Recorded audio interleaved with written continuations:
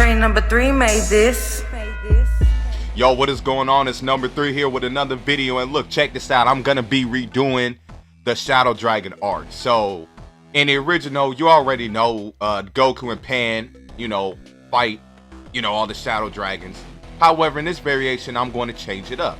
So before we start, Pan and Bola are involved in this, and they know Super Saiyan because Goku and Gohan taught Pan, and then Vegeta taught Bola how to do Super Saiyan.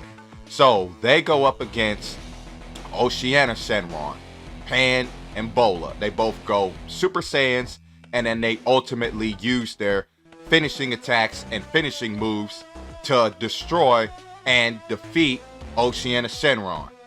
Okay, next fight, we have Old School, Krillin, Yamcha, Tien, and Master Roshi all go up against Hey Shenron. And I thought this would be a cool matchup because Hey Shenron was actually one of the weakest in all of the Shadow Dragons, and I really thought that, the OG characters could have at least gotten some shine. I could see all four of them ganging up on them, using all the old school techniques like the Solar Flare, After Image, Spirit Ball, Tri-Beam, Dodon Ray, Destructo Disc, and the original Kamehameha. Stuff like that, bruh. And that would have been very, interesting to see, for real. Alright, next fight we have is Maju goes up against Rage Shenron. So Maju starts out, holding back and whatnot.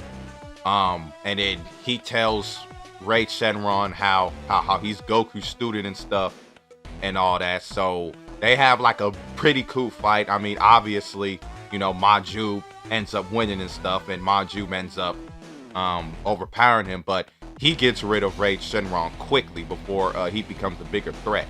Alright, so we're on to the next fight. Gotenks versus Natron Shenron with Pan Absorb. So the fight starts out with Goten and Trunks losing.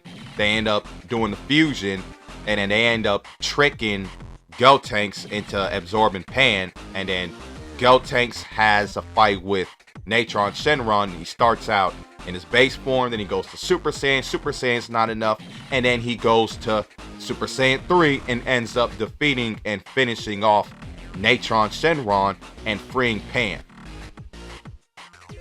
Not too bad, huh? Not too bad. So the next fight is going to be Piccolo and Gohan goes up against Nova Shenron. So Nova Shenron has a connection with both Gohan and Piccolo, with the 4-star ball being connected to Goku and Grandpa Gohan, and also Nova Shenron being created from the wish to make King Piccolo younger again. So Piccolo goes first. Obviously, Nova Shenron is holding back a lot, and then him and Gohan switch up. So Gohan starts fighting him in his base form. It's not enough, and then he fights him in Super Saiyan, and he's able to hold his own for a little bit, for not too long, but he's definitely able to hang in there with Nova Shenron, even though he's holding back a lot. Nova Shenron powers up to full power, and then Goku senses Nova Shenron's full power, and then just instant transmission, right before Gohan is about to go Super Saiyan 4. And then that's when Goku, he's all like, Gohan, let me take over real quick.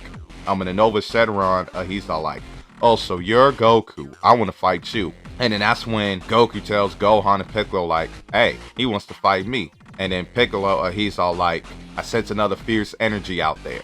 And then him and Gohan go to check on that fierce energy, while Goku, Super Saiyan 4, goes up against full power Nova Shenron. Now, same thing, Goku is much more stronger, and Nova's a lot more faster, and they have a pretty cool match. However, Ice is not there to interfere this time. Instead, Ice Shenron goes up against the one and only Prince of all Saiyans, Vegeta-sama himself.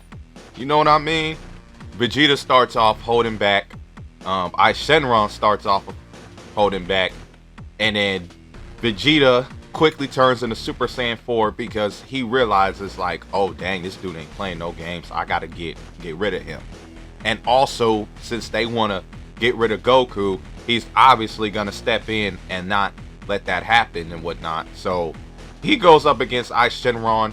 he just humiliates, destroys him, and he talks to Ice about, you know, how much he changed from being this ruthless Saiyan warrior that came to planet Earth trying to kill everybody to becoming this Saiyan prince who's also the protector of the planet Earth, you know, besides Goku. And that's a wrap for Ice Shenron. He's all like, you ain't finna kill Kakarot. We still got a fight to finish. And then next fight, Sin Shenron versus Piccolo and Gohan. Now, Sin Shenron talks to Piccolo about how he used to be, you know, Kami, and how he used to be the god, and why he let, you know, these mortals or these human beings on Earth overuse the Dragon Balls when he is the one that created the Dragon Balls. So him and Sin Shenron have like a connection, you know, because at the end of the day, Piccolo does have a connection with the Shadow Dragons, and I really do believe that in the original, he should have been involved in that whole arc. So then after that, Gohan goes Super Saiyan 4 up against Sin Shenron, and he just completely demolishes Sin Shenron. You know what I mean? Because, you know, like I said, bro, Gohan is much stronger in Super Saiyan 4 than Goku and Vegeta, due to the fact that he has that potential unleash power stacked on top of it, which, you know, gives him much more power and all that. So instead of the original where they have to give Goku energy and he turns into super full power Saiyan 4, instead Gohan in regular Super Saiyan 4 overpowers Sin Shenron. After Gohan Super Saiyan 4 whoops Sin Shenron's ass, Sin absorbs all the other Dragon Balls and eats them and becomes Omega Shenron, and then he goes up against Goku and Vegeta. Goku, he's all like, Gohan, you're done fighting. It's my turn to fight. And then Vegeta obviously jumps in. So Omega Shenron actually uses Ice Shenron's technique to temporarily blind Goku, just like he did in the original Dragon Ball GT. Obviously, it's still not enough to take out Omega Shenron. Goku and Vegeta teaming up together is not enough to take down Omega Shenron. So Gohan actually jumps back into the fight. Now, even though he's stronger than both Goku and Vegeta, he still is not strong enough to defeat Omega Shenron. So what Gohan does is Gohan actually buys time for Goku and Vegeta to do the fusion, because Vegeta recommends fusion. So they fuse into Gogeta and they start out at his base form. Now, the base form is actually not too much of a big gap between Omega Shenron and Gogeta in his base form, so they have a little warm-up match. Gogeta then jumps to Super Saiyan, and then he's actually able to overpower Omega Shenron. Like, a regular Super Saiyan would honestly be enough to stop Omega Shenron. However, he's not taking any chances, so he quickly jumps to Super Saiyan 4. And then after that, he does and then Super Saiyan 4, Gogeta punches Omega Shenron so fast that the camera couldn't even pick it up, just like in the original. And then he's like, one finger is all I need to beat you. So he does this times 100 Big Bang Kamehameha Rush, and then Omega Shenron is destroyed and defeated. Now, after Omega Shenron actually gets killed and defeated by Super Saiyan 4 Gogeta, all the Dragon Balls come out, right? However, the Dragon Balls are still blue.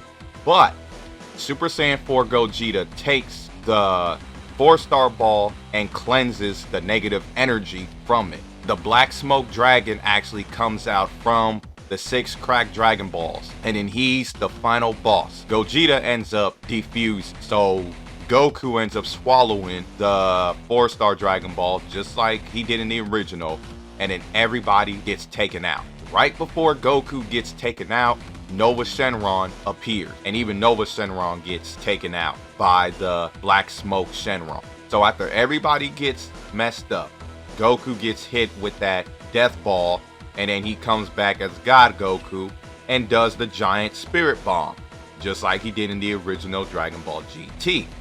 That is the end of my redo of Dragon Ball GT. And I wanted to have a scenario to where Super Saiyan 4 Gogeta still kills. Well, I wanted to make a scenario to where Gogeta Super Saiyan 4 actually killed Omega Shenron, but at the same time, I still wanted God Goku. And I think this was the perfect way to do it. But that's all, folks. Grind never stops. It's very simple.